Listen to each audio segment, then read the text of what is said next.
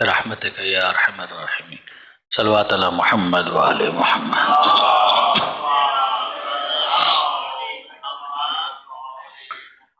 اعوذ باللہ من الشیطان الرجیم، بسم اللہ الرحمن الرحیم۔ الحمد للہ رب العالمین، والصلاة والسلام علی اشرف الانبیاء والمرسلین، سیدنا و مولانا ابی القاسم محمد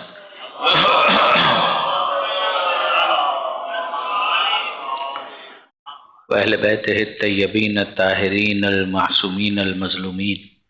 المنتجبين المنتخبين الميامين، لا سيما للإمام المنتظر والحجة الثاني عشر الذين أذهب الله عنهم الرجس وطهرهم تطهيرا،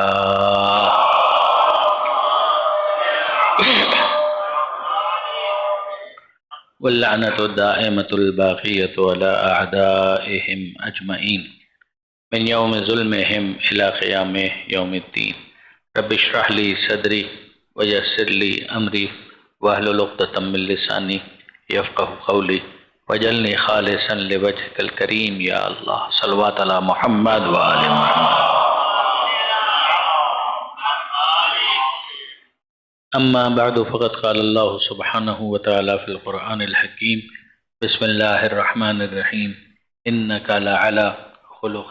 عظیم۔ صلوات علی محمد و آل محمد۔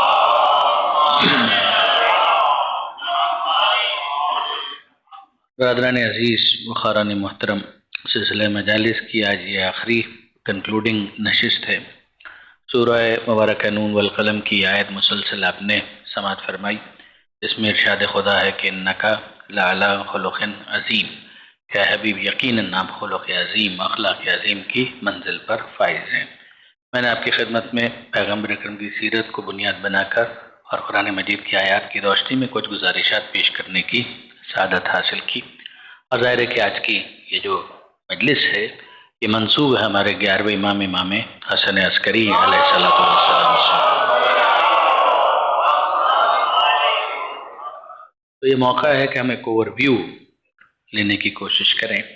کہ دیکھیں کہ پیغمبر اکرم کی سیرت سے لے کر 11ویں امام کی زندگی تک یہ معاملات کس طریقے سے آگے بڑھے۔ اسی کو اگر آپ معصومین کے تعلق سے دیکھیں تو پیغمبر سے 11ویں امام تک، اور اگر آپ علاقے کے اعتبار سے دیکھیں تو مکہ سے سامرہ تک۔ اگر آپ دیکھیں گے تو اندازہ ہوگا کہ یہ مکہ وہ سرزمین ہے کہ جس کو یوں تو ان اول بیت وضع للناس للذی ببکہ، وہ پہلا گھر جو بنایا گیا لوگوں کے لیے وہ وہی ہے کہ جو مکہ میں ہے۔ اس میں تو کوئی شک نہیں ہے کہ آدم علیہ السلام بھی جب اس دنیا میں تشریف لائے ہیں تو اس وقت بھی خانہ کعبہ کو بنایا گیا اور اس کو مرکز بنایا گیا اور لوگوں کی عبادت کے لیے اسے انتخاب کیا گیا۔ مگر یہ کہ پھر اس کے بعد ایک بہت بڑا ٹرننگ پوائنٹ آتا ہے جب خانہ کعبہ کو رینوویٹ کیا جاتا ہے، اور یہ 4000 سال پرانی بات ہے کہ جب ابراہیم علیہ السلام اسماعیل علیہ السلام کے ساتھ مل کر اثر نو خانہ کعبہ کی تعمیر کرتے ہیں کہ یرفع ابراہیم القواعد من البیت و اسماعیل، کہ وہ وقت یاد کرو کہ جب بلند کر رہے تھے ابراہیم اور اسماعیل مل کر خانہ کعبہ کی بنیادوں کو، اور ان کی دعا یہ تھی کہ ربنا تقبل منا انک انت السمیع العلیم، کہ پروردگار ہم سے قبول فرما، یقیناً تو سننے والا ہے اور یقیناً تو جاننے والا ہے۔ یہ لیول ہے سنسیئرٹی کا، پیورٹی کا، خلوص کا، کہ تعمیر کرنے والے خلیل اور ذبیح ہیں کہ جہاں نہ ریاکاری کا کوئی امکان ہے، لیکن پھر اس کے بعد عاجزی اور انکساری آپ دیکھیں کہ وہ دعا مانگ رہے ہیں کہ ربنا تقبل منا، کہ اپنی سی کوشش ہم نے کی ہے تو قبول فرما، یقیناً تو سننے والا ہے اور یقیناً تو جاننے والا ہے۔ یہ بہت بڑی نصیحت ہے کہ جب آپ مسجد تعمیر کریں، امام باڑہ تعمیر کریں، اسپتال تعمیر کریں، اسکول تعمیر کریں، مجلس کے لیے فرش اعضاء بچھائیں، اور پھر سلسلہ مجالس جب مکمل ہو رہا ہو تو دعا یہی ہونی چاہیے کہ ربنا تقبل منا انک انت السمیع العلیم، کہ مالک ہم نے تو اپنی سے کوشش کی مگر کہاں یہ فرش اعضاء، یہ تیرا احسان تھا کہ سیدہ کی دعا کی تکمیل کے لیے ہم کو بھی موقع دیا کہ ہم اپنا حصہ ڈال سکیں۔ مالک تو قبول کر، یقیناً تو سننے والا ہے اور یقیناً تو جاننے والا ہے۔ اب آپ دیکھیں گے کہ اس دعا میں کہ جو ابراہیم علیہ السلام مانگ رہے ہیں اسی میں آخری زمانے کا تذکرہ نبوت کے تعلق سے موجود ہے کہ وہ اے پروردگار ہم دونوں کو بھی اپنا مسلم بندہ قرار دے، وجعلنا مسلمین لک، اور پھر وَمِن ذُرِّيَّتِنَا أُمَّةً مُسْلِمَةً لَكَ، اور پھر ہماری ذریت میں، ہماری نسل میں ایک گروہ مسلمانوں کا ہمیشہ باقی رہے۔ اور پھر اس کے بعد دعا یہ ہے کہ وَابْعَثْ فِيهِمْ رَسُولًا مِّنْهُمْ، کہ وہ جو گروہ مسلمانوں کا ہماری نسل میں باقی رہے انہی میں پھر ایک رسول کو مبعوث فرما جو انہی میں سے ہو۔ یقین جانیے یہ جو پیغمبر اکرم کی بعثت کی دعا ابراہیم علیہ السلام مانگ رہے ہیں، یہ ایمان ابو طالب علیہ السلام پر بہت بڑی دلیل ہے۔ اس لیے کہ اگر آپ غور فرمائیں گے، یعنی یہ اس لیے میں کہہ رہا ہوں کہ ہمارے علماء نے بھی کتابیں لکھی ہیں اور خود برادران اہل سنت کی بھی وہ علماء کہ جو ایمان آبائے پیغمبر کے قائل ہیں، انہوں نے اس حوالے سے جو استدلال کیا ہے، یعنی ان میں بڑے بڑے نام آتے ہیں۔ علامہ جلال الدین سیوطی کو چھوٹا نام نہیں ہے، وہ ایمان آبائے پیغمبر کے قائل تھے اور انہوں نے کئی رسالے اس موضوع کے اوپر تحریر فرمائے۔ تو آپ ان کے استدلال کو بھی دیکھیں گے اور ہمارے علماء کے استدلال کو بھی دیکھیں گے، معصومین کی روایات کو بھی دیکھیں گے، اور پھر کامن سینس بھی اگر انسان استعمال کرے تو یہ ابراہیم علیہ السلام کی دعا کیا ہے کہ مالک ہماری ذریت میں وَمِن ذُرِّيَّتِنَا أُمَّةً مُسْلِمَةً لَكَ، ایک گروہ مسلمانوں کا ہمیشہ باقی رہے، اور پھر اس گروہ مسلم میں سے اس رسول کو مبعوث فرما جو آخری زمانے میں تیرے اس کام کو انجام دے۔ تو آپ غور فرمائیے اس کا مطلب کیا ہوا؟ اس کا مطلب یہ ہے کہ پیغمبر اکرم کا جب اعلان رسالت ہو رہا ہوگا اس وقت ایک گروہ مسلمانوں کا پہلے سے موجود ہوگا، اور وہ جو پہلے سے مسلم ہیں ان کے بارے میں یہ سوال نہیں ہوگا کہ یہ اسلام کب لائے، یہ مسلمان ہوئے نہیں تھے، یہ پہلے سے مسلمان تھے۔ درود بھیجیے گا محمد و آل محمد۔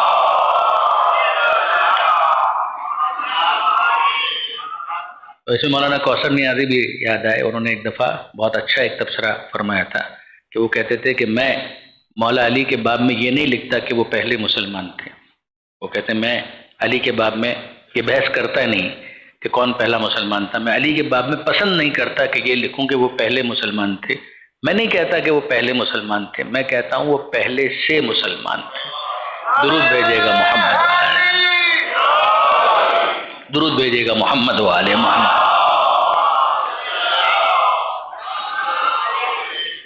تو آپ دیکھیں گے کہ حضرت ابراہیم علیہ السلام کی دعا میں بعثت ختمی مرتبت کا ذکر ہے، ان کے کاموں کا ذکر ہے کہ یتلو علیہم آیاتک، کہ وہ ان کے درمیان تیری آیتوں کی تلاوت کرے، ویعلمہم الکتاب والحکمہ، انہیں کتاب کی تعلیم دے، انہیں حکمت کی تعلیم دے، ویزکیہم، اور ان کے نفسوں کو پاک کرے۔ یہ جو ابراہیم علیہ السلام نے دعا مانگی ہے تو 4000 سال آج سے پہلے 4000 سال جو گزرے ہیں اس وقت انہوں نے یہ دعا مانگی تھی۔ اور یہ یاد رکھیے گا کہ ابراہیم علیہ السلام کے جو 2 فرزندان ہیں، ایک اسماعیل اور دوسرے ہیں جناب اسحاق علیہ السلام، تو یہ جو جناب اسحاق علیہ السلام اور جناب اسماعیل علیہ السلام ہیں، یہ 2 مستقل پیرالل سلسلے ہیں کہ جو چلیں، یہاں پہ علاقے بھی الگ الگ ہو جاتے ہیں۔ تو اسحاق علیہ السلام ہے، انہی کے فرزند کا نام ہے یعقوب، اور انہی کے فرزند یعقوب علیہ السلام کا دوسرا نام ہے اسرائیل، اور انہی کی اولاد پھر کہلائی بنی اسرائیل، جن کو دوسرے ناموں میں یہودیوں کے نام سے بھی یاد کیا جاتا ہے، اس لیے کہ ان کے فرزندان میں ایک بیٹا یہودا کے نام سے تھا، تو اس کی طرف جب نسبت دی جاتی ہے تو یہودی کہہ دیا جاتا ہے، اور جناب یعقوب علیہ السلام کی طرف جب نسبت دی جاتی ہے تو ان کو اسرائیلی کہا جاتا ہے، بنی اسرائیل کہا جاتا ہے۔ اور یہ جتنے بعد میں آپ انبیاء سنتے ہیں وہ سب کے سب بنی اسرائیل میں، یعنی زکریا علیہ السلام، یحییٰ علیہ السلام، داؤد علیہ السلام، سلیمان علیہ السلام، موسیٰ علیہ السلام، عیسیٰ علیہ السلام، یہ سب کے سب بنی اسرائیل میں۔ اور اس طرف اگر آپ دیکھیں تو بنی اسماعیل کے اندر پھر درمیان میں ایک گیپ ہے، اور اس گیپ کے بعد پھر پیغمبر اکرم ختمی مرتبت احمد مجتبیٰ محمد مصطفیٰ صلی اللہ علیہ وآلہ وسلم مبعوث برسالت ہوئے۔ تو یہ دین ابراہیمی کا کنٹینیویشن ہے کہ جو چل رہا تھا مکہ معظمہ کے اندر، ابراہیمی آثار، ابراہیمی شریعت، ابراہیمی پیغام، ابراہیمی تعلیمات علیہم الصلاۃ والسلام، تو اسی کے اوپر وہ جو اس زمانے میں پہلے سے مسلمان تھے وہ اسی کے اوپر عامل تھے، اسی کے اوپر عمل کر رہے تھے۔ پیغمبر اکرم کی شریعت کے ساتھ ہی ایک سلسلہ جدید ہمارے سامنے آتا ہے کہ جس کی کور تعلیمات تو وہی ہیں، لیکن یہ کہ شریعت کے اندر جہاں جہاں ضرورت تھی وہاں پروردگار عالم نے اپنی مصلحت کے مطابق اس کو آگے بڑھایا۔ اب اس کے بعد مکہ مکرمہ ہمارے سامنے ایک مرکز کے طور پر آتا ہے۔ جتنے بھی سادات یہاں پر موجود ہیں ان کو یقیناً اطلاع ہوگی، ورنہ ان کو متوجہ ہونا چاہیے کہ جس طریقے سے آپ آج بھی دیکھتے ہیں نا کہ مختلف علاقوں کے اندر کچھ سوسائٹیز یا کالونیز ہوتی ہیں جن کو آپ کہتے ہیں سادات کالونی، سادات سوسائٹی، اس زمانے میں اس کا نام تھا محلہ بنی ہاشم۔ وہ مکہ معظمہ کے اندر بھی محلہ بنی ہاشم موجود تھا۔ آپ میں سے وہ احباب کے جنہوں نے زیارتیں کی ہیں، عمرہ یا حج کے لیے گئے ہیں، وہ یقیناً صفا اور مروہ سے اگر باہر نکلیں تو جو پورا صحن ہے، یہ سارے کا سارا صحن، اس کے اندر میجورٹی وہ مقامات تھے کہ جن کا تعلق محلہ بنی ہاشم سے۔ جناب خدیجہ کا مکان اسی میں تھا، وہ پیغمبر اکرم کی رہائش گاہ بھی تھا، وہی مولد فاطمہ ہے، وہیں پر قبۃ الوحی تھا۔ اسی طریقے سے وہاں پر مولد النبی کہ جہاں پیغمبر اکرم کی ولادت ہوئی، جناب ابو طالب کا گھر وہیں پر تھا، مولا کائنات کا بہت بڑا وقت وہیں پر گزرا، اور بعد میں بھی ہجرت کے بعد جب کبھی مکہ آنا ہوتا تھا تو آل محمد اسی محلے میں کسی گھر کے اندر عام طور پر قیام فرماتے تھے۔ یہ مکہ معظمہ کا علاقہ جو محلہ بنی ہاشم ہے وہ بہت امپورٹنٹ محلہ بن جاتا ہے۔ اسی میں تھوڑا اور پیچھے کی طرف چلے جائیں تو شیب ابی طالب ہے کہ جہاں پر 3 برس حضرت ابو طالب علیہ السلام خاندان بنی ہاشم کے ساتھ محصور رہے تھے تاکہ پیغمبر اکرم کی حفاظت کی جا سکے اور پیغمبر اکرم کو کسی قسم کی غضن نہ پہنچے، کوئی نقصان نہ ہو۔ پھر اس کے بعد جب پیغمبر اکرم نے ہجرت کی ہے، جناب ابو طالب علیہ السلام کا بھی انتقال ہو گیا، جناب خدیجہ سلام اللہ علیہ کا بھی انتقال ہو گیا، پیغمبر اکرم کو صحیح معنوں میں جو اگر آپ فزیکل ٹارچر کی بات کریں، وہ جناب ابو طالب علیہ السلام کی زندگی میں مینٹلی ڈسٹرب کرنا، تانے دینا، ابتر کہہ دینا، وہ ٹھیک ہے، یہ سب تو ہوا، مگر جس چیز کو آپ فزیکل ٹارچر کہتے ہیں، یہ حضرت ابو طالب علیہ السلام کی زندگی میں کسی کی مجال نہیں تھی کہ پیغمبر اکرم کو فزیکلی ٹارچر کر سکے، یہ نہیں ہوا۔ یہ اگر آپ دیکھنا چاہیں تو آپ کو سیرت کی کتابوں کے اندر اس پر آپ کو اتفاق اور کنسنسس نظر آئے گا کہ وہ تمام باتیں کہ جس کے اندر پیغمبر اکرم کا خون بہہ جانا، پیغمبر اکرم کو پتھر مار دینا، پیغمبر اکرم کی راہ میں کانٹے بچھا دینا اور پیغمبر اکرم کو انتہائی اذیت دینا، یہ آخری 3 سال ہیں کہ جب جناب ابو طالب علیہ السلام کا وصال ہو چکا تھا۔ پھر پیغمبر اکرم بالآخر ہجرت کر کے یثرب تشریف لاتے ہیں اور یثرب کا نام پڑ جاتا ہے مدینہ، اور پھر مدینہ النبی سے مدینہ ہو کر مختصر رہ جاتا ہے۔ تو ظاہر ہے کہ وہ کامن ناؤن جس کا مطلب ہی شہر تھا، لیکن یہ کہ پھر پیغمبر اکرم کا شہر بن گیا کہ بھئی یہ تو اللہ کے رسول کا شہر ہے، اور پھر وہاں پر ہمیں جو آبادی ہے اس کے اندر 2 بنیادی تقسیم نظر آئے کہ یہ مہاجرین ہیں اور یہ انصار ہیں، یعنی جو ہجرت کر کے آئے، اور یہ وہ ہیں کہ جنہوں نے پیغمبر اکرم کی مدد کی ہے اور پیغمبر اکرم کی نصرت کی۔ تو اگر آپ اس کو دیکھیں تو پیغمبر اکرم کی جو سیرت ہے وہ 23 برسوں پر مشتمل ہے اعلان رسالت کے بعد، یعنی 40 برس اعلان رسالت سے پہلے، پھر اس کے بعد 23 برس اعلان رسالت کے بعد۔ اس کو اگر آپ 2 حصوں میں تقسیم کر دیں تو 13 برس ہجرت سے پہلے یعنی مکی زندگی، اور 10 برس ہجرت کے بعد جس کو مدنی زندگی کہتے ہیں۔ اور اسی بنیاد کے اوپر قرآن کی جو صورتیں ہیں ان کی بھی آپ کو تقسیم نظر آتی ہے، یہ مکی سورہ ہے، یہ مدنی سورہ ہے۔ اس کے اندر معیار جو ہے وہ ہجرت، سیرت میں بھی اور قرآن کے اندر بھی، یعنی یہ کبھی مت سمجھے گا کہ مکی کا مطلب ہے کہ ساری چیزیں مکہ میں ہوئی اور مدنی کا مطلب ہے کہ سب کچھ مدینہ میں ہوا، نہ، مکی کا مطلب ہے ہجرت سے پہلے، چاہے مکہ میں ہو چاہے مکہ سے باہر۔ جیسے یہ آخری 3 سال جن کی ابھی میں بات کر رہا تھا، تو پیغمبر اکرم نے ایک سفر کیا ہے طائف کا، اور اس طائف کے سفر میں کورس کی کتابوں میں بھی یہ ہیڈ لائن آپ کو ملتی ہے، طائف کا سفر، جس میں پیغمبر اکرم کو بہت زیادہ ایگنائز کیا گیا۔ تو یہ نہیں ہوگا کہ کہا جائے گا مکی زندگی اور طائفی زندگی، نہیں، وہ سب مکی زندگی ہی کے اندر کور ہوگا، اس لیے کہ ہجرت سے پہلے کا جو بھی حصہ ہے وہ مکی زندگی کہلاتا ہے، ہجرت کے بعد کا جو حصہ ہے وہ سارے کا سارا مدنی زندگی کہلاتا ہے۔ پیغمبر خیبر بھی جا رہے ہیں، حدیبیہ بھی آ رہے ہیں، فتح مکہ کے موقع پر پھر واپس مکہ آ رہے ہیں، غدیر بھی جا رہے ہیں، مگر نہیں، یہ ساری زندگی اور یہ واقعات جتنے بھی ہیں وہ سب کے سب مدنی زندگی کے اندر فال کرتے ہیں۔ اور 10 برس جب مکمل ہوتے ہیں تو بڑی ایک تلخ یاد ہے کہ جس میں اختتام پر پیغمبر اکرم کا وصال ہوتا ہے، اور پھر اس کے بعد ایک سلسلہ ہے مصائب اور پریشانیوں کا کہ جس کو آل محمد نے برداشت کیا ہے۔ تو یہاں پر اب ہمارے سامنے آ جاتا ہے وہ کیلنڈر جس کو ہم کہتے ہیں ہجری کیلنڈر، ورنہ ترتیب کے ساتھ اگر آپ دیکھیں تو 3 کیلنڈرز اب تک آ چکے ہیں۔ پہلا کیلنڈر تھا کہ جس کا نام تھا عام الفیل، اور پھر اس کے بعد دوسرا کیلنڈر تھا جس کا نام تھا نبوی کیلنڈر، بعثت کا کیلنڈر۔ یعنی یہ ظاہر کیلنڈر کا مطلب کیا ہوتا ہے؟ کیلنڈر کا مطلب یہ ہوتا ہے کہ جس میں ایک واقعے کو فوکس کر کے پوائنٹ آف ریفرنس بنا کے آنے والے جو واقعات ہیں ان کے لیے ٹائم لائن کو بلڈ کیا جا سکے، یعنی اس میں ایک مرکزی واقعہ ہوگا، اس مرکزی واقعے کی نسبت سے پھر یہ دیکھا جائے گا کہ یہ واقعہ جو آگے آ رہا ہے وہ کتنے سال کے بعد پیش آیا۔ یہ کیلنڈر کا بنیادی پرپس یہی ہوتا ہے کہ اس کے ذریعے سے حساب کتاب رکھا جائے۔ تو چونکہ ہاتھی والوں کا جو حملہ تھا جس کو قرآن مجید نے سورہ فیل کے اندر ڈسکس کیا، وہ ایک اہم واقعہ مانا گیا، لہذا آپ دیکھیں گے کہ جب پیغمبر اکرم اس دنیا میں تشریف لائے تو آج تک ہم کیلنڈر کون سا یاد رکھتے ہیں؟ پیغمبر کی ولادت سن 1 عام الفیل، مولا کائنات اس دنیا میں تشریف لائے 30 عام الفیل، پھر 40 برس کے پیغمبر اکرم ہو گئے تو اعلان نبوت کیا، تو اب کیلنڈر شفٹ ہو گیا اور اب کیلنڈر بنے گا 13 سال تک نبوی کیلنڈر یا کیلنڈر بعثت کے اعتبار، 1 بعثت 2 بعثت 3 بعثت یہاں تک کہ 13 سال۔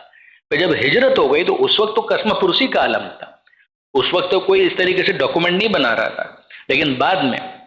جب چیزوں کو باقاعدہ لکھا جانے لگا تو پھر اس کے بعد مختلف چیزوں کے بعد ایوالو ہو کر یہ ایک کنسنسس ڈیولپ ہوا کہ ہمارا جو کیلنڈر ہے اس میں ہجرت کے واقعے کو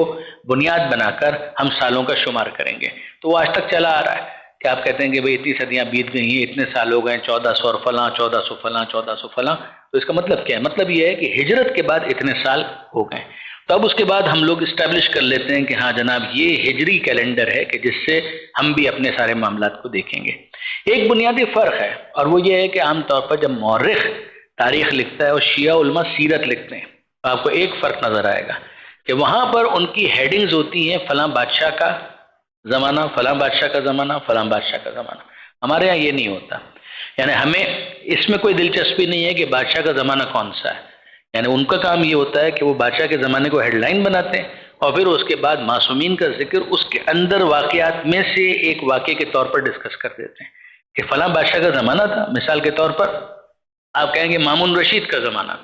تو زمانہ مامون رشید کا تھا اور پھر اس کے اندر جو واقعات آئیں گے اس میں 8ویں امام کی شہادت کو بھی وہ ڈسکس کر لیں گے۔ ہمارے علماء کا طریقہ کار یہ ہے کہ وہ کہتے ہیں کہ ہمیں اس میں اتنی دلچسپی نہیں ہے کہ کس بادشاہ کا زمانہ تھا، ہمیں اس میں دلچسپی ہے کہ کس امام کا زمانہ تھا۔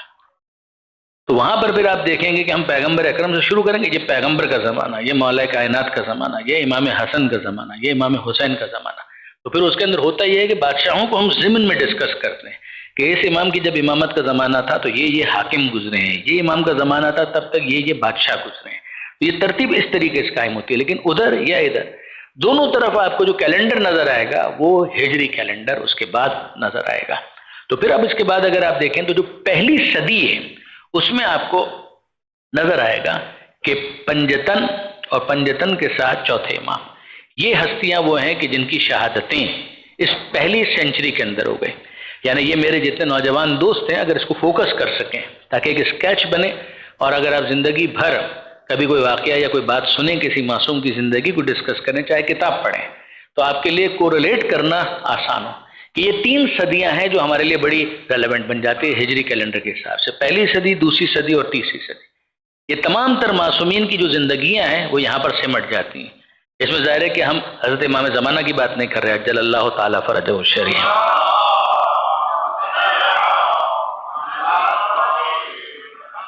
کہ یہ زمانہ اور قیامت تک کا زمانہ جو ہے وہ زمانے کے امام کا ہے، حضرت حجت کا ہے، تو ان کی بات نہیں کر رہا۔ مگر 11ویں امام تک اگر آپ بات کریں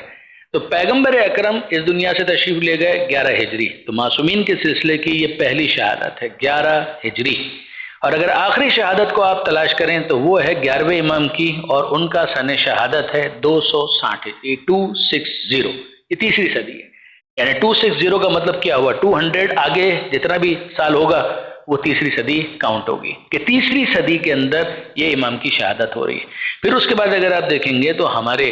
جو غیبت صغریٰ کا پیریڈ ہے جس کے اندر حضرت امام زمانہ کی مائنر اکلٹیشن ہے، اس کو اگر آپ حساب کتاب جوڑیں گے تو 69-70 ایئرس کی، تقریباً 70 سال، یعنی وہ کنکلوڈ ہوتی ہے 329 ہجری کے اندر، یعنی چوتھی صدی کے اندر ہمارا غیبت صغریٰ کا پیریڈ جو ہے وہ کمپلیٹ ہو جاتا ہے۔ اور غیبت صغریٰ کے بعد سے اس وقت تک جو چل رہا ہے وہ غیبت کبریٰ کا پیریڈ ہے کہ جو اب تک چل رہا ہے، اور جب تک امام کا ظہور نہیں ہو جاتا یہ غیبت کبریٰ کا پیریڈ ہے جو کنٹینیو رہے گا، یہ آن گوئنگ رہے گا۔ تو اب اگر آپ اس کو 3 حصوں میں تقسیم کر دیں، پہلی صدی، دوسری صدی اور تیسری صدی، تو یہ پہلی صدی کے اندر آپ دیکھیں گے کہ 11 ہجری کے اندر ختمی مرتبت کی وفات کہہ لیجیے یا شہادت کہہ لیجیے، اور اسی سال میں خاتون جنت حضرت بی بی فاطمہ زہرا سلام اللہ علیہا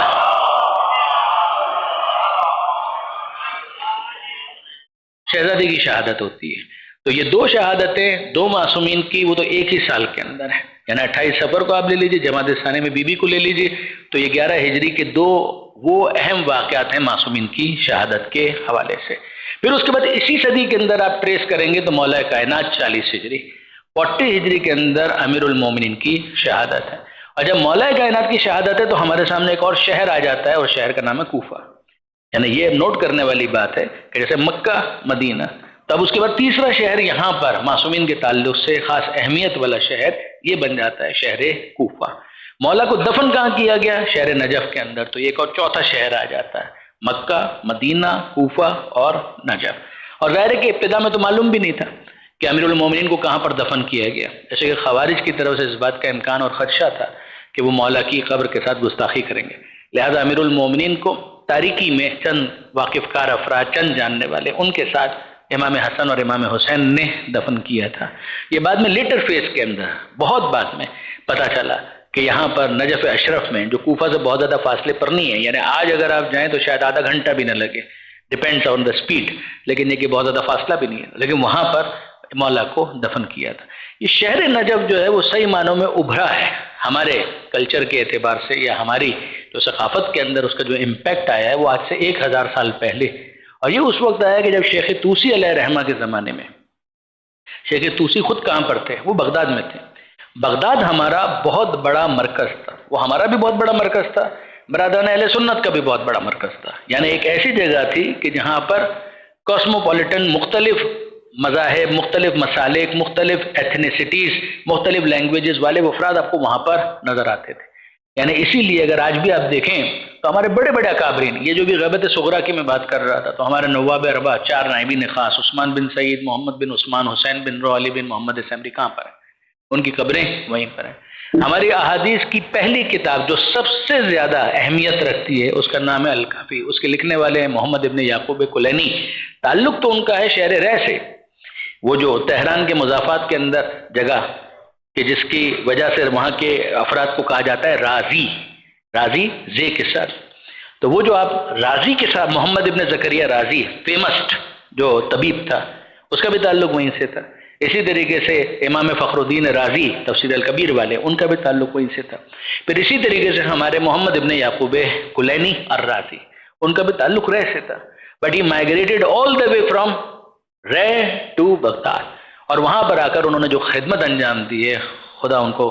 کروٹ کروٹ جنت نصیب کرے، جو انہوں نے کام کر دیا۔ تو اس میں جو ان کی جو کمپائلیشن ہے، اس کے لیے انہوں نے بہت ٹریول کیا ہے، بہت سفر کیا ہے، نو ڈاؤٹ، لیکن یہ کہ بالآخر جس جگہ کو انہوں نے بیس بنایا وہ بغداد۔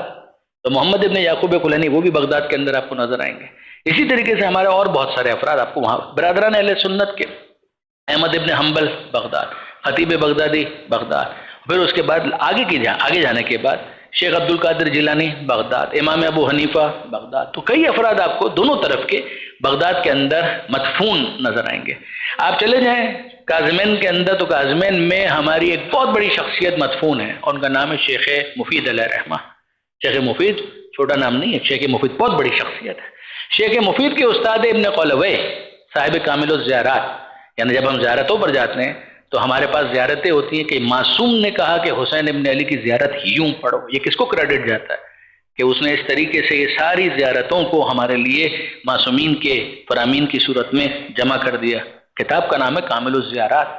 مدفون کہاں پر ہے؟ وہیں کاظمین کے اندر، اگر آپ دیکھیں گے تو وہاں پر دفن ہے، اور ان کا نام ہے ابن قلوہ۔ یہ استاد تھے شیخ مفید علیہ رحمہ کے۔ شیخ مفید استاد تھے سید مرتضیٰ اور سید رضی کے، سید مرتضیٰ علم الہدا، سید رضی کمپائلر آف نہج البلاغہ۔ میں آپ کو 1000 سال پرانی بات کر رہا ہوں کہ یہ اس وقت یہ ساری چیزیں، بلکہ 1000 سال سے بھی کچھ پہلے، اس وقت یہ سب کچھ ہو رہا تھا۔ پھر ان کے سلسلے میں شاگرد ہیں شیخ طوسی علیہ رحمہ، جو ہماری 2 اہم کتابیں ہیں، منلا تہذیب اور استفسار۔ منلا یاد الفقی شیخ صدوق، جن کا تعلق ایران سے تھا، وہاں پر ہمارا ایک دوسرا سینٹر چل رہا تھا قم، سائملٹینیسلی، ایک طرف بغداد ایک طرف قم۔ تو یہ بغداد کے اندر جو ڈیولپمنٹ ہو رہی تھی وہ بڑی کی ڈیولپمنٹ تھی۔ قم بھی ہمارا مرکز تھا، بغداد بھی ہمارا مرکز تھا۔ اس بغداد کے اندر شیخ طوسی علیہ رحمہ had to shift from Baghdad to Najaf, اور اس کا ریزن یہ تھا کہ مرزا تغرل بیگ کے زمانے میں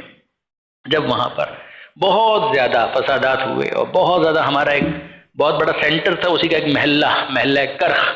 اس محلہ کرخ کے اندر شیعوں کی بڑی آبادی تھی، اور اس کو آگ لگا دی۔ اس میں شیخ طوسی علیہ رحمہ جو ہے، ان کی لائبریری بھی جل گئی، ان کا جو ممبر تھا اس کو بھی بڑا نقصان ہوا، ڈیمیج ہوا۔ تو بڑے یعنی درد دل کے ساتھ انہوں نے بغداد کو چھوڑا تھا، اور پھر وہ تشریف لائے تھے نجف اشرف میں، جس کا نتیجہ یہ نکلا کہ نجف اشرف جو ہے باقاعدہ حوضہ علمیہ کے طور پر، مولا کی قبر کے اعتبار سے زیارت گاہ کے عنوان سے تو وہ معروف تھا، اس وقت تک سب کو پتہ چل چکا تھا کہ امیر المومنین یہاں پر مدفون ہے، کافی پہلے پتہ چل چکا تھا، مگر پھر اس کے بعد علمی اعتبار سے ایک درسگاہ کے عنوان سے یہ شیخ طوسی کو کریڈٹ جاتا ہے۔ شیخ طوسی علیہ الرحمہ نے نجف اشرف کو آباد کیا، اور شیخ طوسی علیہ الرحمہ کے آباد کرنے کے بعد پھر آپ نے شاید سنا ہو جب آیت اللہ خوئی مرحوم رحمۃ اللہ علیہ، جب ان کو صدام کے زمانے میں جب بہت تھریٹس تھے تو ان سے یہ کہا گیا تھا کہ حضور آپ قم تشریف لے آئیے کہ وہاں پر آپ کا استقبال کیا جائے، وہاں پر آپ سے استفادہ کیا جائے۔ تو آغا خوئی رحمۃ اللہ علیہ نے کہا تھا کہ میں اس بات سے خوف کا احساس کرتا ہوں کہ یوں لکھا جائے تاریخ کی کتابوں میں کہ نجف کا حوضہ طوسی کے زمانے میں آباد ہوا اور خوئی کے زمانے میں برباد ہو گیا، کہ میرا دل نہیں مانتا کہ مولا کے جوار میں اتنی بڑی درسگاہ اور میں یہاں سے چلا جاؤں، تو مجھے بھی معلوم ہے کہ جب میں یہاں سے جاؤں گا تو پھر اس کا نتیجہ یہ نکلے گا کہ یہ حوضہ علم بالکل برباد ہو کر رہ جائے گا۔ ابھی جیسا بھی ہے کم سے کم اس کا اسٹیٹس ہے وہ مینج ہو رہا ہے، کسی نہ کسی طریقے سے اس کو باقی رکھا ہوا ہے۔ میں پسند نہیں کرتا کہ یوں کہا جائے کہ خوئی کے زمانے میں علی کے جوار میں جو درسگاہ تھی وہ برباد ہو کر رہ گئی۔ یہ بڑی قربانیاں ہیں جو ان بزرگوں نے دی ہیں، تو اس تمام حالات کو انہوں نے فیس کرتے ہوئے بہرحال وہیں پر رہنے کا فیصلہ کیا، لیکن یہ بات تو کہیں اور چلی گئی، واپس آئیے اس طرف۔ تو میں گزارش کر رہا تھا کہ امیر المومنین کے زمانے میں شہر کوفہ ہمارے نقطہ نظر کے اعتبار سے بڑی اہمیت یوں اختیار کر گیا کہ امیر المومنین نے اپنی ظاہری خلافت کا جو ایک پیریڈ ہے، زیادہ تر پیریڈ وہ وہیں پر گزارا، اور اس کے ریزنز بڑے آبویس تھے۔ جمل ہے، صفین ہے، تو یہ جمل اور صفین کو کاؤنٹر کرنے کے لیے مدینہ منورہ جغرافیکلی بہت دور ہے۔ یعنی میں حیران ہوتا ہوں بعض اوقات یہ جو باتیں کی جاتی ہیں، یعنی نام نہیں لوں گا لیکن میں اب دکھ ہوتا ہے کہ بعض بظاہر بہت پڑھے لکھے افراد ہمارے برادران کے، انہوں نے اعتراض کیا کہ امیر المومنین نے علی نے کیوں مدینہ منورہ کی جگہ کوفہ کو اپنا دارالخلافہ بنایا، کہ اگر صرف شہر کے بدلنے کو اتنا آپ قابل اعتراض سمجھتے ہیں تو مکہ کو چھوڑ کر مدینہ بھی تو پیغمبر اکرم تشریف لائے تھے، یعنی یہ کیا اعتراض ہے؟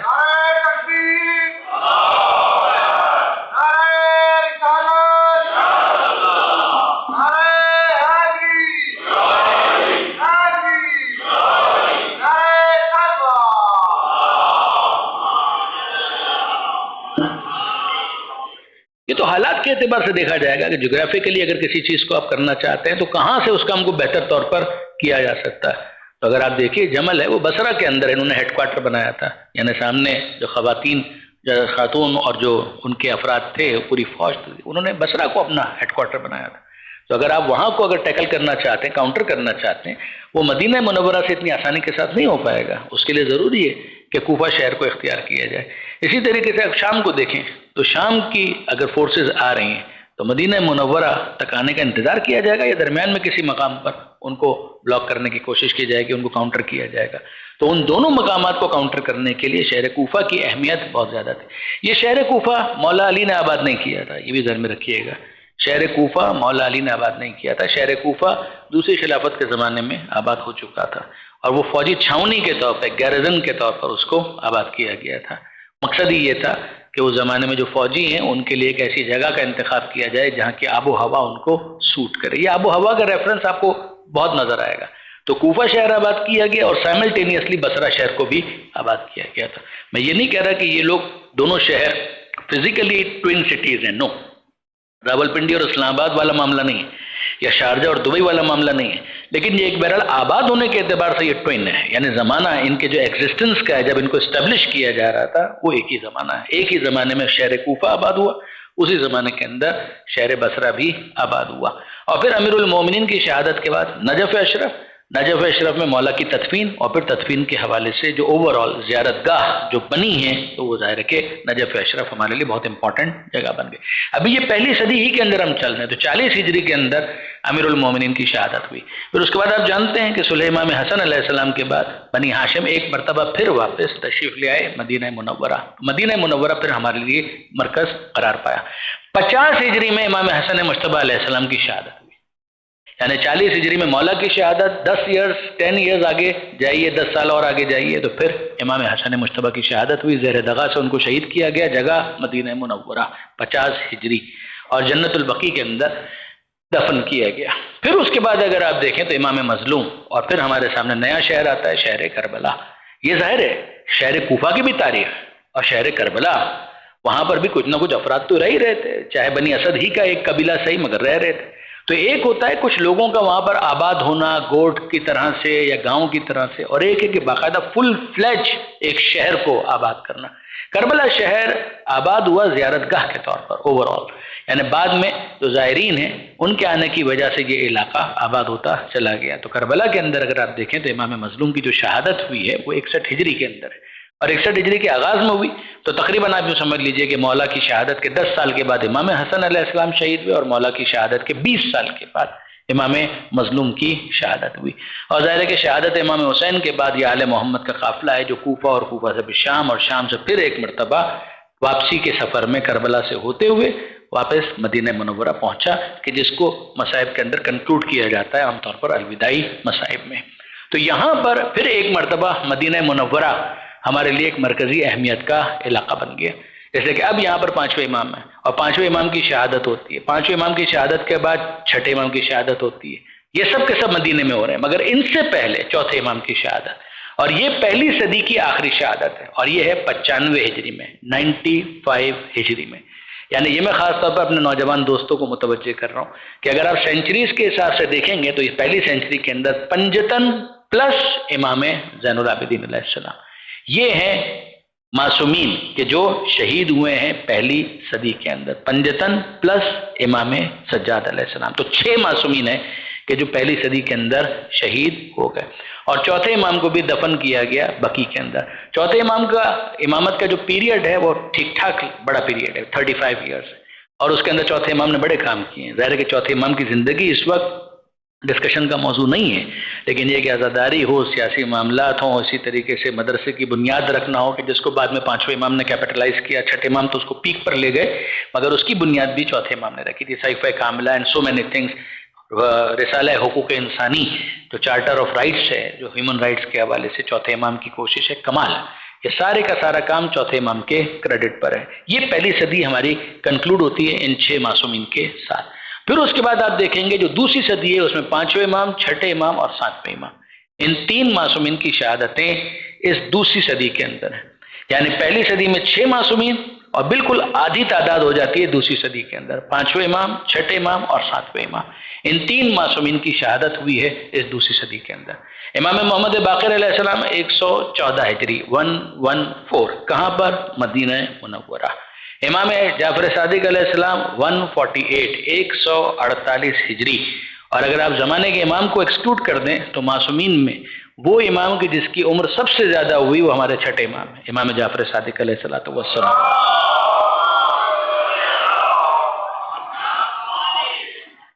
6 امام کی عمر مبارک ہے 65 سال، 65 ایئر۔ 60s کے اندر 3 معصوم ہیں، پیغمبر اکرم 63، مولا کائنات 63، اور 6 امام 65۔ یہ 3 معصومین ہیں جو 60s کے اندر آپ کو نظر آئیں گے، باقی کوئی معصوم آپ کو 60s کے اندر نظر نہیں آئیں گے۔ اور میں نے گزارش کی کہ حضرت حجت کا معاملہ تو بالکل الگ ہے، باقی معصومین میں اگر آپ سب میں تلاش کریں کہ سب سے زیادہ عمر کس کی تھی، ہمارے 6 امام کی، 65 ایئرس، 65 برس کی ان کی عمر تھی، اور ان کو واقعاً موقع بھی کافی ملا۔ ایک تو کنٹینیوشن تھا 5ویں امام کا جو علمی انقلاب تھا، جو 5ویں امام کو کہا گیا باقر، تو باقر کا مطلب یہ شگافتہ کرنے والا، باقر العلوم النبیین، انبیاء کے علوم کو شگافتہ کر کے اس کو اور زیادہ رشد دینے والا، یہ 5ویں امام کو کہا گیا۔ تو اس کو کنٹینیوشن کے اندر جو آگے لے کر گئے تو 6 امام کو بہت موقع ملا۔ پھر اس کے بعد اگر آپ اسی میں دیکھیں، یعنی 114 ہجری جو 5ویں امام کی شہادت ہے، 148 ہجری 148 جو ہمارے 6 امام کی شہادت ہے، تو درمیان میں وہ سال آتا ہے جو 132 132 ہجری۔ یہ اگر آپ ذہن میں رکھیے گا کہ ڈائنیسٹیز کے اعتبار سے جو بنو امیہ کی ڈائنیسٹی کا خاتمہ ہوتا ہے اور بنو عباس کی ڈائنیسٹی کا آغاز ہوتا ہے، یہ ہے 132 ہجری 132 132 ہجری۔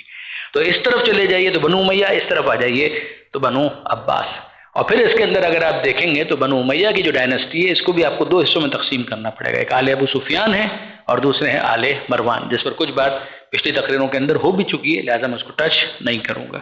اگر یاد رکھیے گا کہ یزید اور یزید کے بعد یزید کا بیٹا، اس کے وڈرا ہونے کے بعد پھر آل ابو سفیان کی خلافت کا خاتمہ ہو گیا، وہ ملوکیت کا حصہ ختم ہو گیا، رہے بنو امیہ کے اندر ہی، مگر پھر مروان اور آل مروان ہے کہ جس کے نتیجے میں یہ سیکنڈ آف شوٹ ہے بنو امیہ کی، کہ جس کا اقتدار شروع ہوتا ہے۔ یہ سب کنکلوڈ ہو جاتا ہے 132 ہجری کے اندر، اور جو آخری بادشاہ تھا بنو امیہ کا اس کا نام تھا مروان حمار۔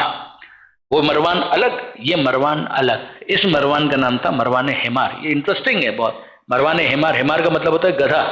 مگر یہ ہے کہ واقعی حرکتیں بھی اس کی ویسی تھی، اس میں کوئی شک نہیں ہے. اگر اس کے نام کا حصہ ہے، یعنی آپ کتابوں میں دیکھیں گے مروان حمار، یہ آخری بادشاہ تھا. بنو عباس کا جو پہلا بادشاہ تھا اس کا نام تھا ابو العباس صفا. اور صفا کا مطلب ہوتا ہے انتہائی سنگ دل، یعنی خون بہانے والا، جس کے لیے خون بہانا کوئی مسئلہ ہی نہیں ہے. تو یہ ابو العباس صفا. ان لوگوں کا ایشو یہ تھا کہ انہوں نے لوگوں کے جذبات کو گریب کرنے کے لیے اور اپنی طرف جذب کرنے کے لیے، ایبزارب کرنے کے لیے نعرہ یہ لگایا تھا کہ رضا من آل محمد الرضا لآل محمد، کہ ہم تو آل محمد کی رضا چاہتے ہیں، ہم تو آل محمد کو ان کا حق دلانا چاہتے ہیں. ان کے نام پر جب انہوں نے اقتدار کو حاصل کیا تو پھر اس کے بعد ان کو سب سے زیادہ خطرہ محسوس ہوا آل محمد سے، کہ ایسا نہ ہو کہ جن کے نام پر ہم نے اقتدار حاصل کیا ہے وہی اگر ہمارے مقابلے پر آ گئے تو واٹ وڈ وی ڈو، ہم کریں گے کیا. لہذا پھر انہوں نے طے کیا کہ جو آل محمد ہیں ان کی جو نمائندہ شخصیات ہیں ان کو کسی نہ کسی طریقے سے سپریس کیا جائے، آپریس کیا جائے، ظلم و ستم کا نشانہ بنایا جائے. لہذا آپ دیکھتے ہیں کہ اس کے بعد جو پہلی شخصیت ہے وہ ہمارے چھٹے امام، امام جعفر صادق علیہ الصلوۃ والسلام ہے.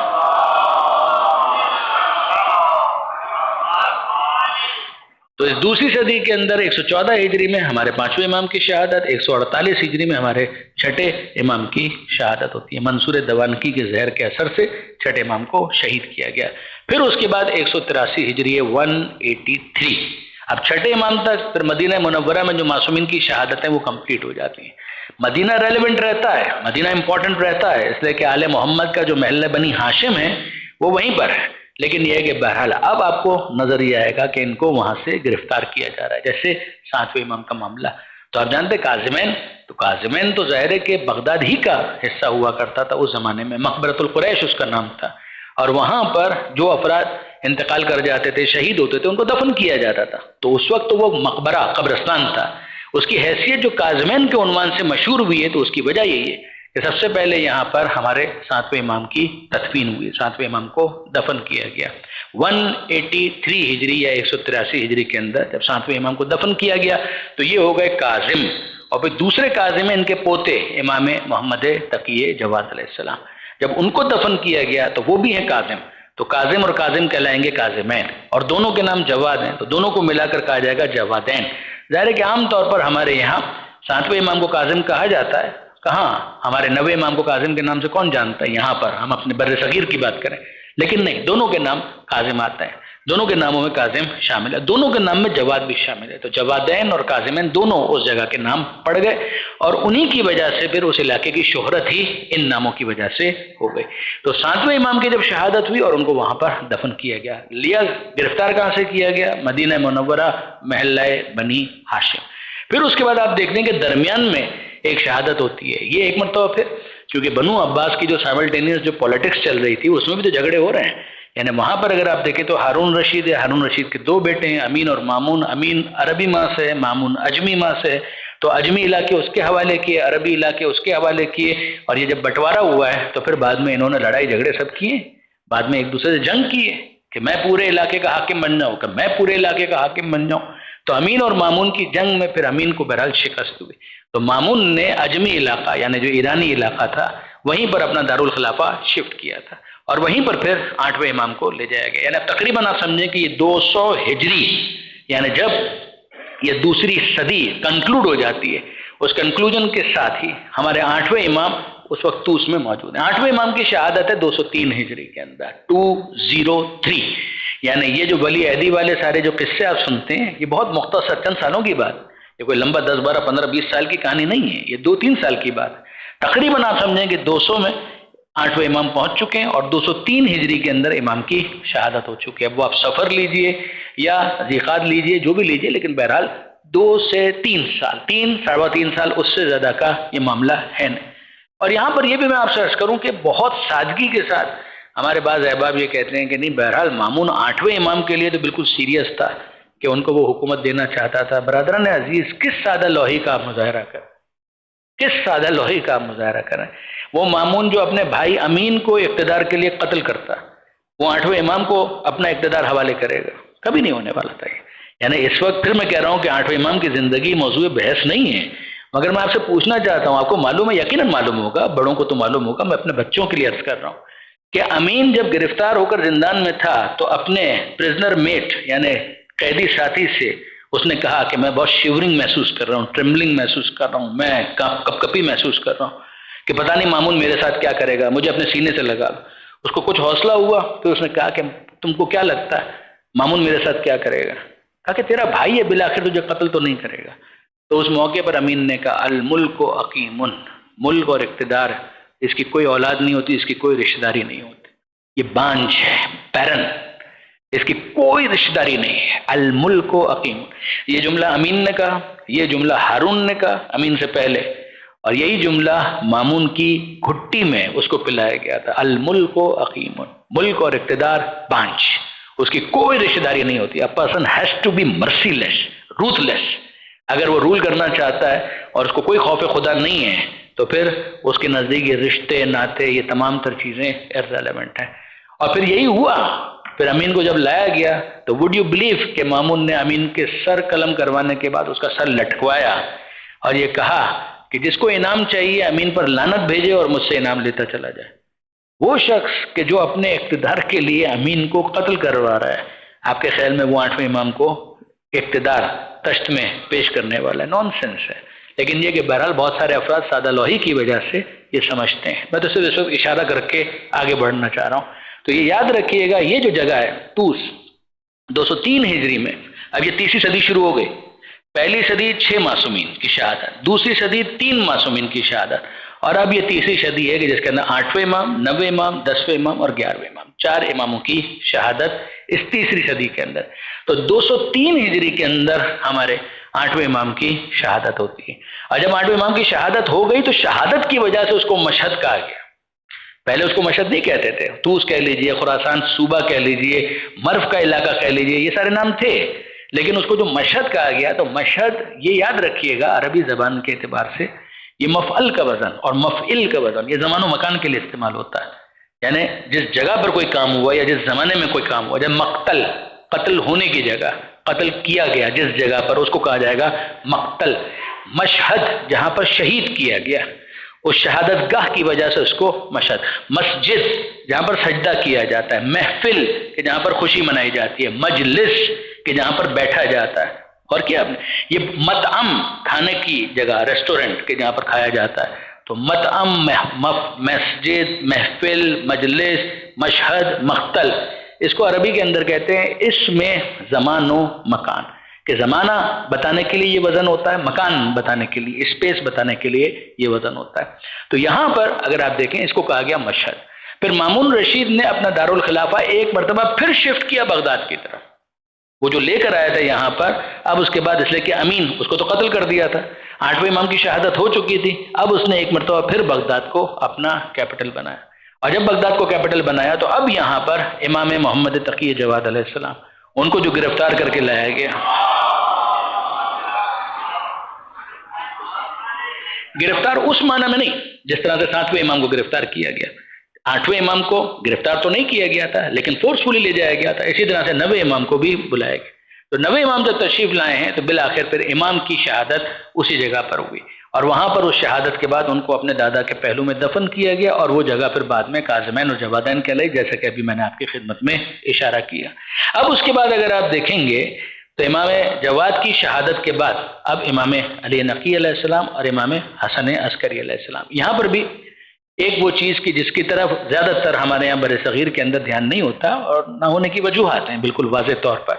کہ جس طرح سے ہمارے 11ویں امام کے نام کے ساتھ لگا ہوا ہے امام حسن عسکری، اسی طریقے سے ہمارے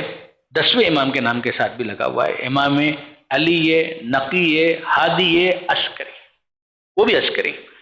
یعنی جس طرح سے ابھی میں نے کہا 7ویں امام اور 9ویں امام دونوں کاظم، دونوں جواد، بالکل اسی طریقے سے ہمارے 10ویں امام اور ہمارے 11ویں امام یہ دونوں کے دونوں عسکری ہیں۔ اب یہ عسکری کس وجہ سے کہلائے؟ اس لیے کہ اب وہ شہر آباد ہوا ہے کہ جس کا نام ہے سامرہ، اور اسی کا دوسرا نام ہے سرمن رع، یہ دو نام سامرہ اور سرمن رع۔ اب یہاں پر متوکل کا رول آتا ہے۔ متوکل عباسی نے یہ شہر آباد کروایا، اور اس شہر کو آباد کروانے کی وجہ ایک مرتبہ پھر وہی ہے آب و ہوا،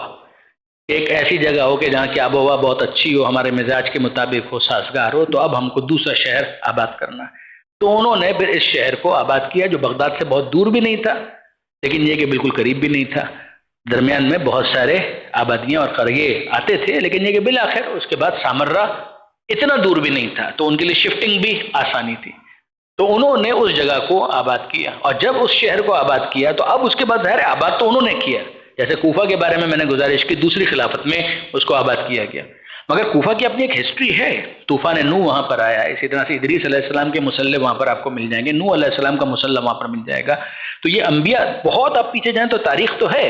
لیکن اس وقت اس زمانے کے اندر یہ بطور شہر یا سٹی آباد نہیں تھا۔ So was the case with Samarra and Surmanra, اس کا بھی یہی معاملہ تھا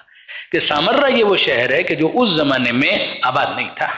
سامرہ شہر کی اگر آپ تاریخ کو ٹریس کریں گے تو اس کے بارے میں ایک بات تو یہ کی جاتی ہے کہ نوح علیہ السلام کے فرزند ہیں جن کا نام تھا سام بن نوح،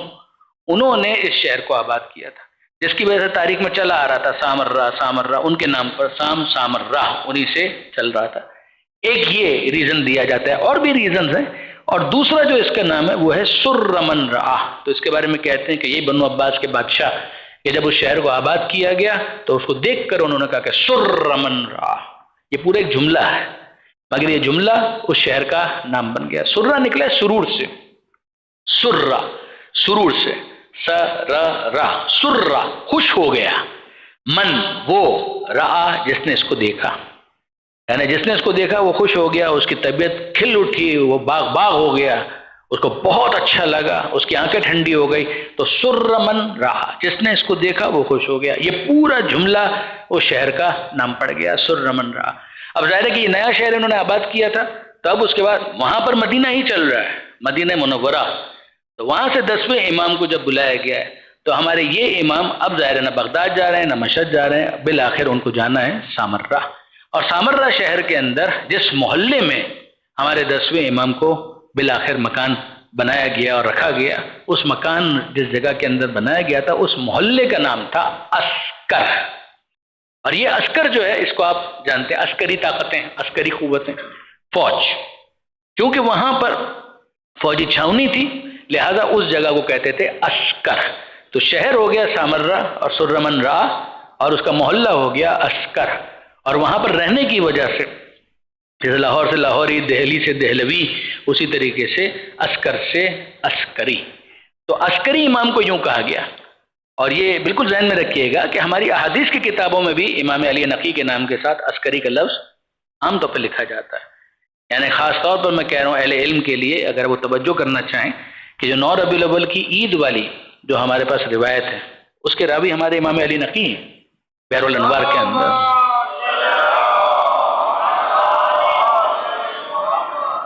بڑی مفصل وہ روایت ہے کہ جس کے اندر 9 ربیع الاول کے بہت سارے نام بیان کیے گئے، وہ پوری روایت اگر آپ اس کو ٹریس کریں تو امام علی نقی علیہ السلام، اور اس کے اندر علامہ مجلسی علیہ رحمہ نے اس روایت کو جب بہار کے اندر نقل کیا ہے تو اس کے اندر پورا نام لکھا ہے امام علی نقی العسکری، امام کے نام کے ساتھ انہوں نے عسکری لکھا ہے، تو یہ امام علی نقی علیہ السلام کو پہلے عسکری کہا گیا، اور پھر ظاہر ہے کہ اس کے بعد 11ویں امام کے تعلق سے بحث ہے کہ 11ویں امام کی ولادت کہاں پر ہوئی، تو ان کے بارے میں ایک قول یہ ہے کہ 11ویں امام کی ولادت بھی سامرہ میں ہوئی، دوسرا قول یہ کہ نہیں مدینہ منورہ کے اندر، یعنی اگلا ہی جو مہینہ آتا ہے ربیع الثانی، تو اس ربیع الثانی کے اندر 11ویں امام کی ولادت کی تاریخ آ جاتی ہے، 10 ربیع الثانی، ایک قول 8 ربیع الثانی کا بھی ہے، لیکن 10 ربیع الثانی لے لیجئے جو معروف ہے، تو 10 ربیع الثانی میں ہمارے 11ویں امام کی ولادت ہوئی، کہاں پر ہوئی؟ ایک قول مدینہ، دوسرا قول سامرہ کا، لیکن یہ کہ 11ویں امام نے بالآخر اپنی زندگی کا زیادہ تر حصہ وہیں گزارا جس جگہ کا نام ہے سامرہ اور سرمنرہ، تو 2 عسکری چونکہ وہاں پر تھے اس وجہ سے اس کو کہا گیا عسکریین۔ آپ میں سے وہ احباب کہ جن کو یاد ہو کہ جب سامرہ پر حملہ ہوا تھا، سامرہ پر حملہ ہوا تھا جب عراق کا فال ہوا اور اس کے بعد بہت زیادہ دہشت گردی ہو رہی تھی، تو اس موقع پر جب یہ حملہ ہوا تھا سامرہ پر تو بی بی سی وغیرہ کے اوپر جو رپورٹنگ ہو رہی تھی وہ یہی ہو رہی تھی کہ عسکریین پر، مسجد عسکریین پر حملہ، تو مسجد عسکریین اسی اعتبار سے کہا گیا۔ پھر ظاہر ہے کہ وہ جگہ اتنی امپورٹنٹ بنی کہ وہیں پر پھر ہمارے زمانے کے امام حضرت مہدی صاحب الزمان عجل اللہ تعالیٰ فرجہ شریف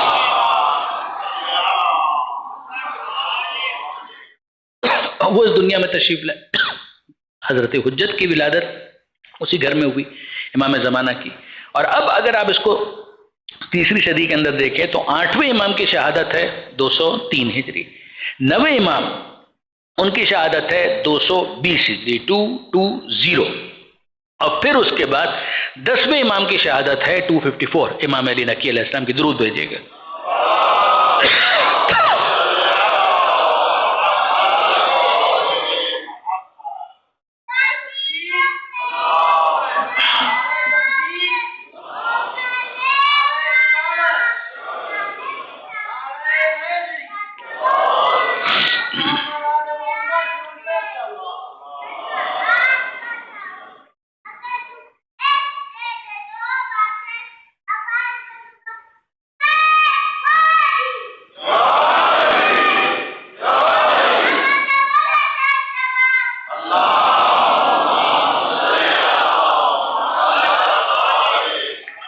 تو میں گزارش یہ کر رہا تھا 203 ہجری میں 8ویں امام کی شہادت، 9ویں امام کی شہادت 220 ہجری میں امام جواد علیہ السلام کی، پھر 254 254 ہجری، یہ وہ سال ہے کہ جس میں پھر ہمارے 10ویں امام کی شہادت ہوئی۔ اور اس کا مطلب کیا ہوا؟ 254 ہجری میں امام کی شہادت ہوئی، پھر امام زمانہ 255 ہجری میں اس دنیا میں تشریف لائے، یعنی ایک سال کے بعد، تقریباً ایک سال کے بعد، اور پھر اس کے بعد 260 ہجری، یہ 6 سال تقریباً ہیں ہمارے 11ویں امام کی امامت کے، 6 سال، اور 260 کے اندر 260 ہجری کے اندر ہمارے 11ویں امام کی شہادت ہو جاتی ہے۔ 11ویں امام کی زندگی بہت مختصر ہے، 28 برس، 28 ایئرس، یعنی جیسے ابھی میں نے آپ کے سامنے کہا 60s میں اگر آپ تلاش کریں گے تو ہمارے 3 معصومین آپ کو دکھائی دیں گے، پیغمبر اکرم مولا کائنات اور چھٹے امام۔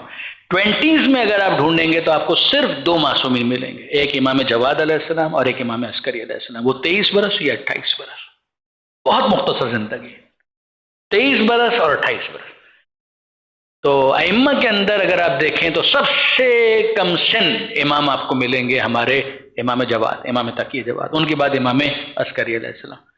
اور اگر سلسلہ معصومین میں آپ تلاش کریں کہ کون سی شخصیت ہے کہ جس کی زندگی سب سے مختصر تھی، تو وہ ہماری اور آپ کی شہزادی فاطمہ زہرا،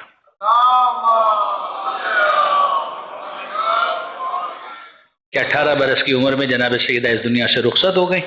اور یہ مرثیہ پڑھتے ہوئے کہ صبت علیہ مصائب لو انہا صبت علیہ میں سرن لیالیہ، کہ بابا آپ کے بعد اتنے مصائب آئے آپ کی زہرا پر کہ اگر گرم دنوں پر آتے تو وہ تاریک راتوں میں تبدیل ہو جاتے۔ یہ 11ویں امام سامرہ میں تھے، اور 11ویں امام نے واقعاً اس مختصر زندگی کے اندر، اور مختصر جو امامت کا پیریڈ ہے 6 برس کا، اس کے اندر بھی امام نے کام بہت کیے ہیں۔ ایک تفسیر ہے کہ جو امام سے منسوب ہے، تفسیر امام عسکری، میں نہیں کہتا کہ جو اس وقت اویلیبل ہے وہ سارے کا سارا وہ ذخیرہ ہے کہ جو امام نے خود لکھا یا ڈکٹیٹ کروایا، لیکن یہ کہ بہرحال امام نے اتنی باتیں تفسیر کے حوالے سے ارشاد فرمائی ہیں، ایک ذخیرہ سامنے آ گیا۔ اور کئی خطوط امام نے لکھے، کئی خطوط امام نے، مدینہ کے رہنے والوں کے نام 11ویں امام کا خط، فلاں علاقے کے رہنے والوں کے نام 11ویں امام کا خط، اور یہاں تک کہ جب امام کو زہر دے دیا گیا، یہ 5 ربیع الاول کی بات، یعنی 8 ربیع الاول کو امام کی شہادت ہوئی، 5 ربیع الاول کو امام کو زہر دے دیا گیا، مگر اس زہر کے اثر کے باوجود، زہر کے اثر کے باوجود امام کار امامت میں مصروف رہے، یہاں تک کہ امام کے وجود کے اوپر زہر کا اثر ورم کی صورت میں ظاہر ہوتا جا رہا ہے۔ ان کا ایک غلام تھا جس کا نام تھا عقید، جو امام کے ساتھ ساتھ تھا، امام کی ایک کنیز تھی، وہ بھی وہاں پر موجود تھی، سیکل نام ان کا بیان کیا جاتا ہے، وہ بھی وہاں پر موجود تھی، اور وہ دیکھ رہے تھے کہ امام کتنی تکلیف کا احساس کر رہے ہیں، مگر اس کے باوجود وہ لکھے جا رہے ہیں مختلف، کہ یہ خط وہاں والوں کے لیے بھیج دو، یہ خط وہاں والوں کے لیے بھیج دو، یہاں تک کہ ملتا ہے کہ عقید نے، جو امام کا غلام تھا، اس نے کہا فرزند رسول، آپ اتنے سخت بیمار ہو چکے ہیں، کم سے کم اب ان کاموں کو آپ معطل کر دیں، اب ان کاموں کو انجام نہ دیں۔ تو 11ویں امام کا جملہ علامہ رشید ترابی اپنے انداز میں پڑھا کرتے تھے کہ عقید بڑی ذمہ داری، بڑی ذمہ داری، مجھے معلوم ہے کہ اب غیبت کا زمانہ آنے والا ہے، میں چاہتا ہوں جتنا ہو سکے اپنے ماننے والوں کو ہدایت دے سکوں، ان کو رہنمائی فراہم کر دوں، ایسا نہ ہو کہ وہ پریشان ہو جائیں، ایسا نہ ہو وہ حیران ہو جائیں، ایسا نہ ہو کہ انہیں سمجھ میں نہ آئے کہ اب ہم نے کرنا کیا ہے، جیسے کہ زمانے کے امام کو وہ دیکھ نہیں پائیں گے۔ میں نے بتا تو دیا ہے تمام افراد کو کہ غیبت کا زمانہ شروع ہونے والا ہے، یعنی آپ یقین کیجئے کہ غیبت کی تیاری کے لیے یہ 10ویں امام نے بھی کیا، 11ویں امام نے بھی کیا، حالانکہ وہ پردے غیبت میں نہیں تھے، مگر اس کے باوجود کئی دفعہ یہ ہوتا تھا کہ آنے والے، چاہنے والے، ماننے والے ملنے کے لیے آتے تو امام کہتے تھے پردے کے پیچھے سے مجھ سے سوال کرو، کیوں؟ کہا تاکہ تمہیں آہستہ آہستہ اس بات کی عادت ہو کہ ایک ایسا زمانہ آنے والا ہے کہ جب تم اپنے زمانے کے امام کو اپنی آنکھوں سے دیکھ نہیں سکو گے۔ ہاں یہ یاد رکھنا کہ زمین حجت خدا سے خالی نہیں ہو سکتی۔ یہ 11ویں امام نے کئی مرتبہ اس بات کو بیان کیا۔ امام زمانہ کی ولادت کے حوالے سے بھی پیغامات بھیجوائے کہ تمہارا آنے والا امام اب اس دنیا کے اندر آ چکا ہے، اور یاد رکھنا کہ زمین حجت خدا سے خالی نہیں ہو سکتی۔ یہ کئی مرتبہ 11ویں امام نے ارشاد فرمایا۔ مگر اب برادران عزیز اس کے بعد جو یہ رات آئی کہ جس کے اندر ہمارے 11ویں امام کی بالآخر شہادت ہونے والی ہے، تو زہر کا اثر اتنا بڑھ چکا تھا کہ اسی مکان کے اندر 11ویں امام نے عقید سے کہا کہ عقید اگر ہو سکے تو ایک کام کرو، مجھے آب مستلغی پلاؤ۔ یہ ایک خاص طرح کا قہوہ تھا کہ جس میں ایک زرد رنگ کا گوند ہے کہ جس کو ڈال کر پانی کو جوش دے کر وہ قہوہ تیار کیا جاتا تھا۔ امام نے کہا کہ عقید ہو سکے تو مجھے آب مستلغی تیار کر کے پلاؤ۔ کہ فرزند رسول جو آپ کا حکم۔ وہ گیا اور جا کر اس نے وہ قہوہ تیار کیا اور امام کے سامنے لا کر رکھا تھا کہ امام اسے پی سکیں۔ امام زہر کے اثر سے اتنے تڑپ رہے تھے کہ ہاتھ کانپ رہے تھے۔ امام اپنے ہاتھوں سے اس جامع آب مستلغی کو تھام نہیں سکے، امام کے ہاتھ سے وہ گرنے لگا۔ تو امام نے کسی طرح سے اسے اٹھا بھی لیا، تو اپنے لبوں سے جب متصل کیا تو راشے کا احساس ہوا، پی نہیں پا رہے تھے۔ تو اب عقید سے کہا کہ عقید ایک کام کرو کہ میں خود سے تو نہیں پی پا رہا، اور میں اس وقت تمہیں یہ زحمت نہیں دینا چاہتا، فلاں کمرے کے اندر جاؤ، وہاں پر تمہیں ایک 5 سال کا بچہ نظر آئے گا کہ جو سجدے کی حالت میں مناجات کر رہا ہوگا۔ ایک زحمت کرو، جاؤ اس بچے کو میرے پاس لے کر آؤ۔ یہ میں آپ کے زمانے کے امام کی بات کر رہا ہوں، یہ میں حضرت حجت کی بات کر رہا ہوں، اور واقعاً ہمارا سلام ہو صبر امام زمانہ پر، صبر حضرت حجت پر، صبر حضرت صاحب پر۔ اور عقید یہ بیان کرتا ہے کہ جس کمرے کی نشاندہی کی تھی میں وہاں پر گیا تو میں نے دیکھا کہ ایک 5 برس کا بچہ ہے کہ جو اس وقت سجدے کی حالت میں پروردگار سے راز و نیاز کر رہا ہے۔ میں نے ان کو متوجہ کیا کہ آپ کے بابا نے آپ کو یاد کیا ہے۔ انہوں نے آنکھیں میری طرف کی اور اس کے بعد کہا کہ ہاں مجھے لے چلو۔ اور جب امام زمانہ کو عقید لے کر اس کمرے میں آیا کہ جہاں پر 11ویں امام تڑپ رہے تھے، تو الفاظ یہ ہیں بعض علماء کے کہ 11ویں امام نے جب حضرت حجت کو دیکھا تو ان پر وہ کیفیت طاری ہوئی جو اس وقت یعقوب پر طاری ہوئی تھی جب انہوں نے یوسف کو دیکھا، کہ جو کیفیت تھی کہ خوب آئے میرے فرزند، خوب آئے۔ اور پھر اس کے بعد کہتے ہیں ایک جملہ جو عربی کے اندر عیناً الفاظ میں آپ کے سامنے عرض کروں کہ 11ویں امام نے حضرت حجت کو مخاطب کر کے کہا، یا سید اہل بیتی اسقنی من الماء فانی ذاہب الی ربی۔ اے آل محمد کے سردار، اے اپنے اہل بیت کے سردار، ایک زحمت کرو بیٹا کہ اسقنی من الماء، یہ پانی کا جام جو رکھا ہوا ہے مجھے پلا دو، اس لیے کہ بس اب وہ وقت بہت نزدیک ہے جب میں اپنے پروردگار کی بارگاہ میں لبیک کہتے ہوئے حاضری دینے والا ہوں۔ بس بیٹا ابھی تو آخری کچھ لمحات ہیں، اگر زحمت نہ ہو تو مجھے یہ پانی پلاؤ۔ اور اس وقت امام زمانہ نے اپنے ہاتھوں سے وہ جامع آب، وہ آب مستلغی اٹھایا اور امام عسکری علیہ السلام کے لبوں سے متصل کیا۔ امام نے وہ پانی نوش کیا اور پھر اس کے بعد کہتے ہیں کہ اے میرے لال، دل یہ چاہتا ہے کہ اس دنیا سے جاتے جاتے ایک نماز اور خدا کی بارگاہ میں پڑھ لو، اگر ہو سکے تو مجھے ذرا وضو کروا دو۔ اور پھر الفاظ ہیں کہ 11ویں امام خود سے اٹھ کر کہیں جا نہیں سکتے تھے، تو ان کے لیے وہیں پر ایک رومال سے، ایک چادر سی بچھائی گئی اور پھر پانی لایا گیا اور 11ویں امام نے وضو کرنے کی کوشش کی۔ جہاں زحمت ہوتی تھی حضرت حجت خود آگے بڑھ کر وضو کرواتے تھے، اور پھر اس کے بعد کسی طریقے سے مصلی پر آئے اور مصلی پر آ کر انہوں نے نماز پڑھی، اور جب نماز مکمل کی تو سجدہ شکر کے اندر ایک جملہ کا، اے میرے معبود، میں نے تیری عبادت کا حق ادا کرنے کی کچھ کوشش کی،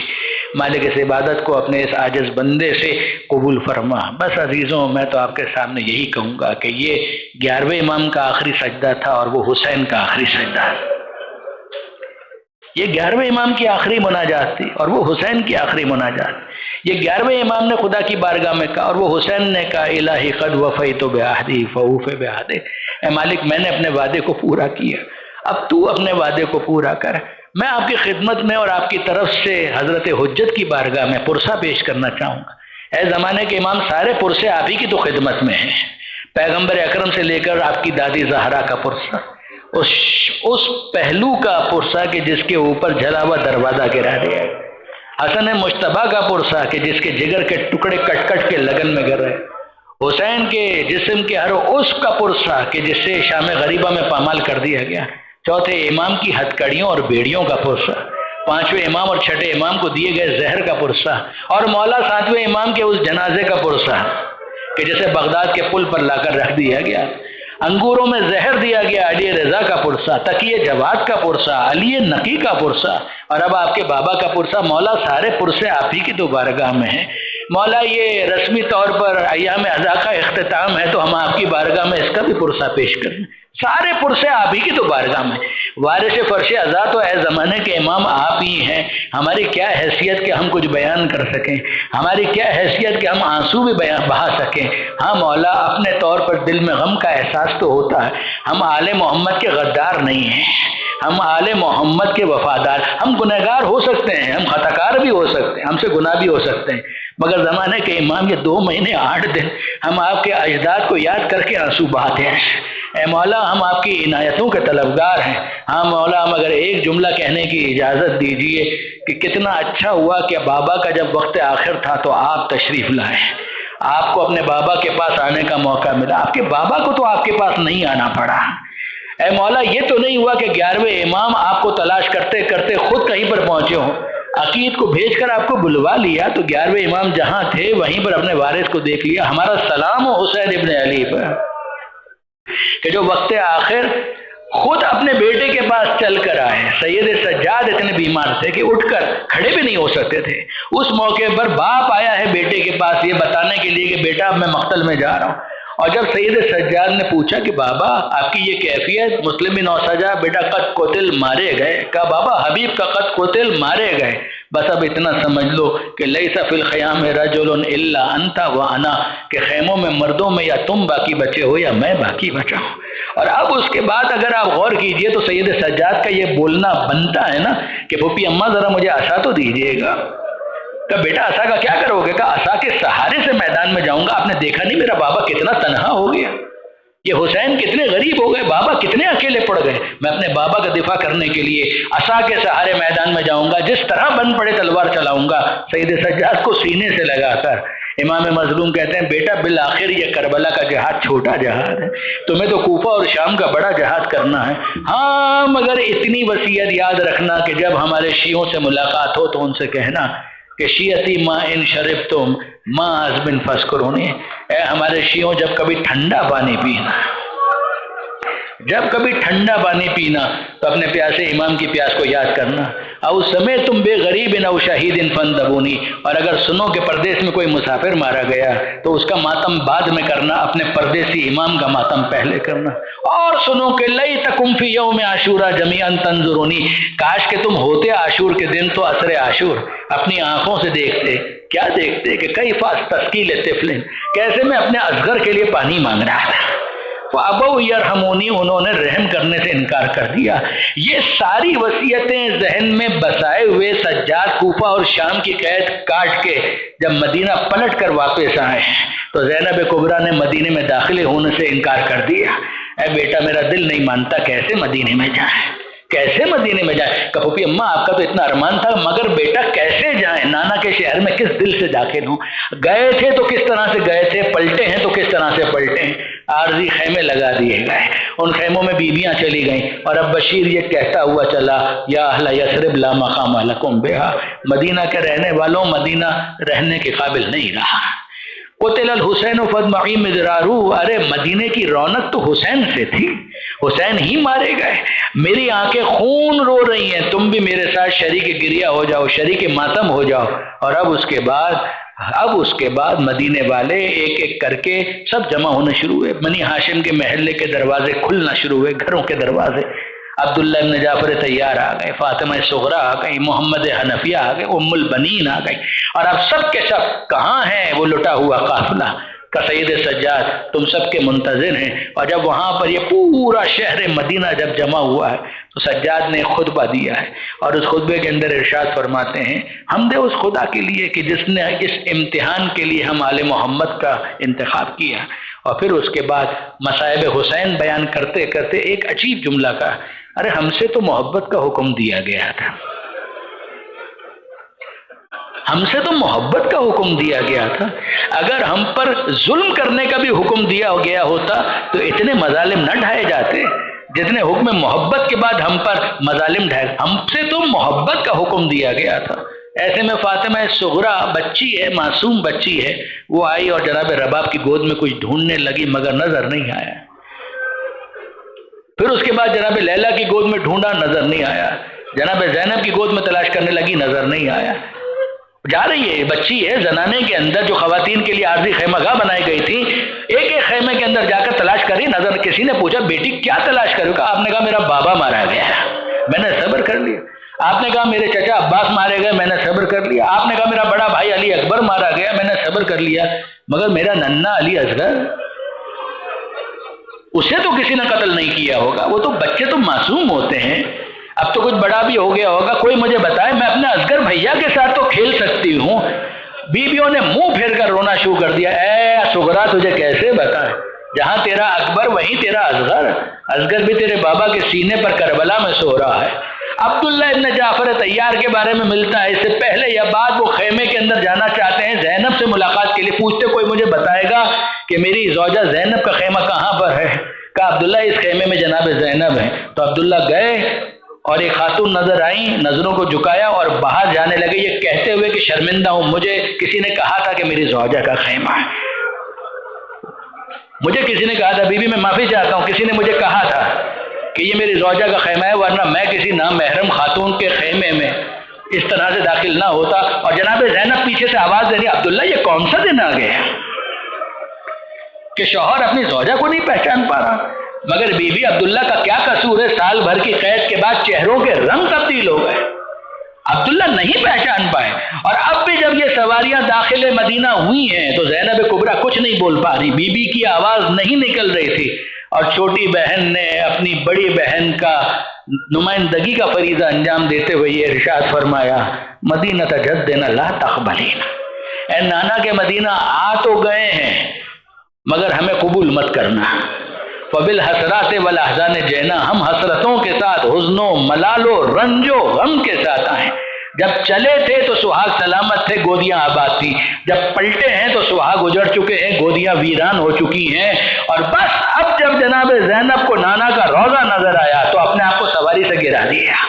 اور سواری سے گرانے کے بعد آہستہ آہستہ چوکھٹ کے نزدیک ہوئی اور پھر دروازے کو پکڑ کر کہا، اے میرے جد، اے رسول خدا، انی ناعیۃ الیک ولدک الحسین، اے نانا میں آپ کے حسین کی شہادت کی خبر لے کر آئی ہوں. اے نانا وہ آپ کے دوش پر سوار ہونے والا حسین نہ رہا، اے نانا وہ محراب میں آپ کی پشت پر سوار ہونے والا حسین نہ رہا. اور پھر جب قبر کے قریب آئی ہیں تو یہ کہنے لگے، اے نانا جب کوئی سفر سے واپس آتا ہے تو کوئی سوغات لے کر آتا ہے، کوئی ہدیہ، کوئی تحفہ لے کر آتا ہے. میں بھی آپ کے لیے ایک سوغات لے کر آئی ہوں. اور یہ کہہ کر حسین کا خون بھرا کرتا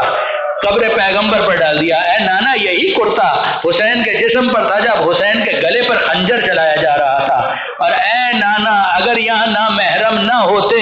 تو میں ردا ہٹا کر اپنے شانوں پر رسیوں کے نشان دکھاتی کہ اس امت نے یہ تحفے دیے ہیں آپ کی نواسی کو. اے نانا میرے بازوؤں پر رسیوں کے نشان ہیں، اے نانا میری پشت پر تازیانوں کے نشان ہیں. یہ نانا سے نواسی کی باتیں ہیں. اور بس آخری جملے اور تابوت امام عسکری برآمد ہوگا کہ جب شب کی تاریکی میں ماں کی لحد پر گئی ہیں تو ایک جملہ کہا، عجیب جملہ کہا، اماں آپ کو تو ایک کوڑا مارا گیا، اماں آپ کو تو ایک کوڑا مارا گیا. یہ آپ کی نواسی زینب ہے جو کربلا سے کوفہ اور کوفہ سے شام تک کوڑے کھاتی رہی، تازیانے کھاتی رہی، ماتم حسین.